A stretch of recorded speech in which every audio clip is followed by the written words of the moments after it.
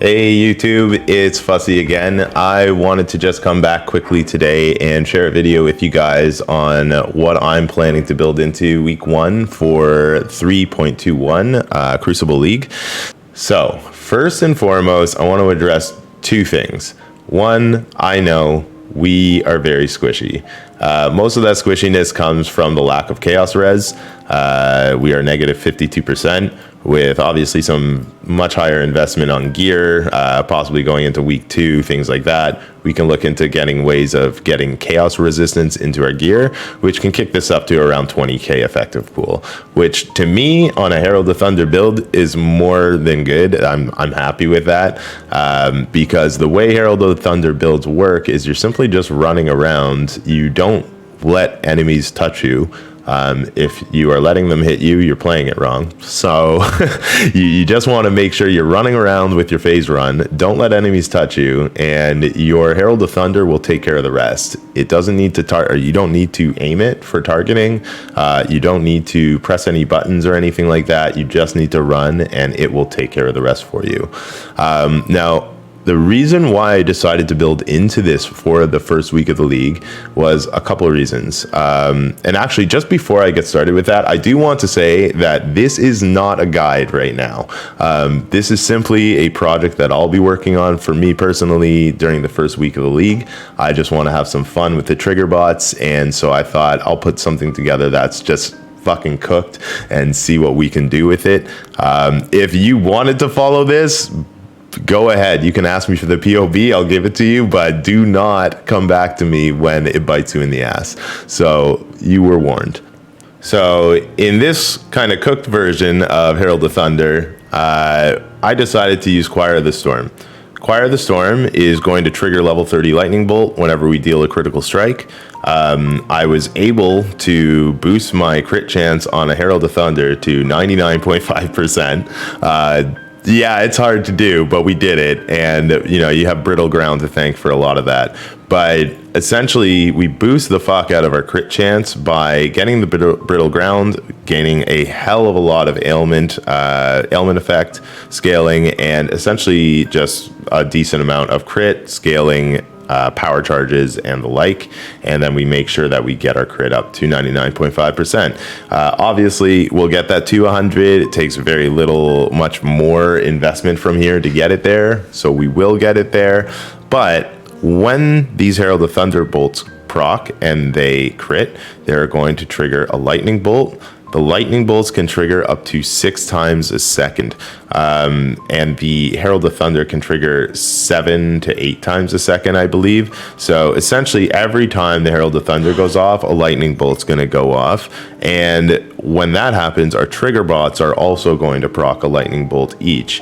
Now, there was talk in a lot of Reddit, Now, there was talk on Reddit and a lot of other places that I've been seeing on like stream and shit where people are really concerned with the skitter bots as far as their mobility goes. And I gotta say, I'm a little concerned too, simply because, you know, for all we know, they're complete garbage as far as their mobility goes. In the demo video, they did look pretty bad. They are lagging behind the character. They're kind of just firing off their ice spears.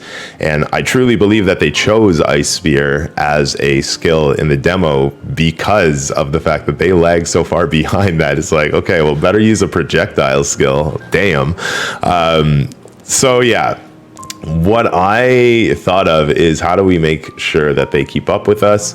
And of course, minion move speed comes to mind, but frankly, trying to work that into this build just was not feasible and didn't seem very efficient at all. So what I did was I ran some tests with skitterbots, because I noticed, you know, obviously minion tag on skitterbots, and I believe that triggerbots will share likely the same type of tags, especially minion, I would have to believe, is their skill tag still includes that. And so I thought, okay, well, that means convocation should work for them. So convocation works on skitterbots. I believe it should work on the triggerbots as well. And convocation is just going to recall all of our minions, i.e. our triggerbots, to us and it grants them some life regen as soon as they come to us. That part's unimportant, but really it's the recall that's important. Since we can recall them all to us, we can ensure that they're always with us at all times. And the convocation is, you guessed it, on a cast when damage taken. So we don't have to actually press that button. It will just go off for us as soon as it's off cooldown every single time. And that cooldown, I believe, is like 2.1 seconds because we have the cooldown recovery. Yeah, 2.3 seconds, my bad. So every 2.3 seconds, that will be going ahead and calling back our minions to us. So overall, it should work out. Obviously, again, defenses leave a little bit to be desired, but the way I've kind of handled those is we've got, you know, obviously a decent amount of leech. So we hit our leech cap. I built in the recoup here, 25% of damage taken recouped as life. If leech was removed by filling unreserved life recently, this will be happening all the time, seeing as we do self-damage ourselves. So through self-damage and then leeching back to full, we will constantly have that proccing. So that's 25% recoup there. Then we have 30% coming through the infused flesh wheel. And I also took the life recoup effects occur over 3 seconds. And this is to kind of mimic a bit of the effect that you get from 9 lives. In addition to the recoup, something else that we worked in was Arctic Armor. We do have a Val version of Arctic Armor, but I just thought about it. We self-damage and hit ourselves. So the whole, like, you take 90% less damage, it's only for 3 hits, and we'll clear those 3 hits like that. So I'm pretty sure the Val version won't really do much for us. I'm still gonna try and use it and see what's up, but I highly doubt it's gonna be very effective. I also worked in Rejuvenation Totem.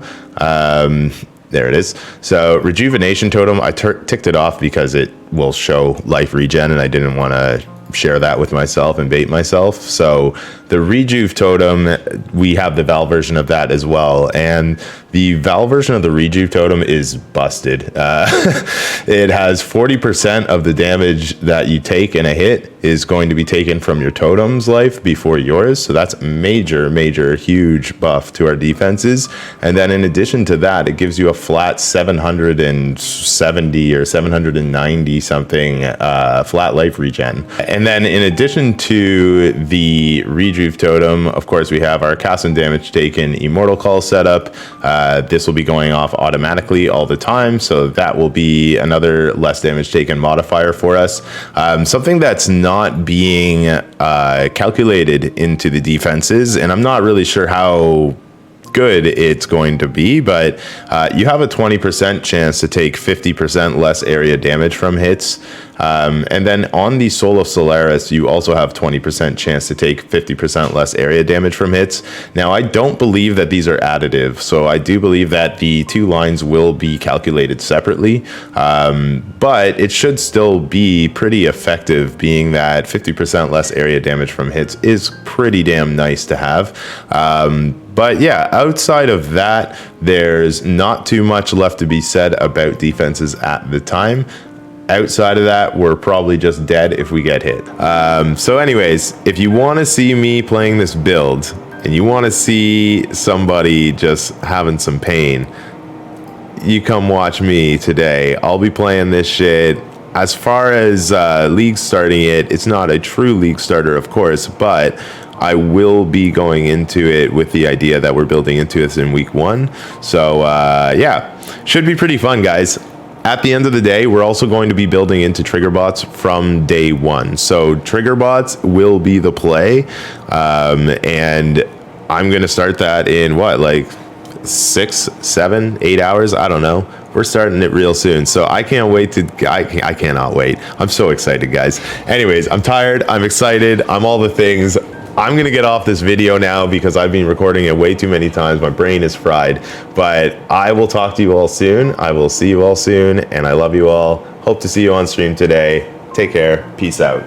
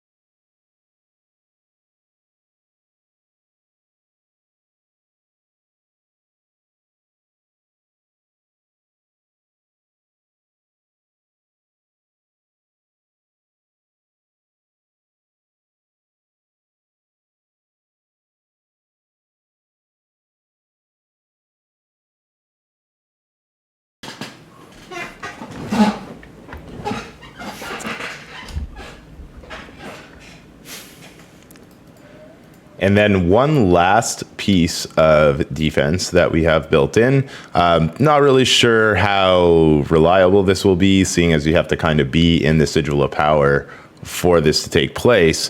But the Sigil of Power has a decent size AoE. We do have AoE scaling, so I figure it should be somewhat easy to stay within the space. But again, this is to be tested, so we'll see. But with the Sigil of Power, while you're at max stages, you take 19% less damage, which is quite nice. And we spend mana quite often. It's like about 120 mana per second that we'll be spending.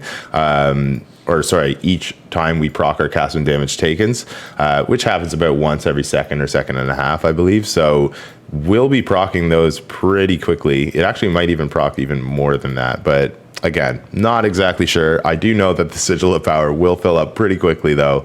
And with our recoup of mana, we should be able to at least keep our mana filled with our recoup and our Arcane Surge, etc.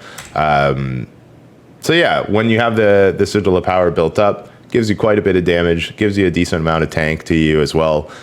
So it's also something that's really nice for the build. Try to stay in the Sigil of Power and all will be good.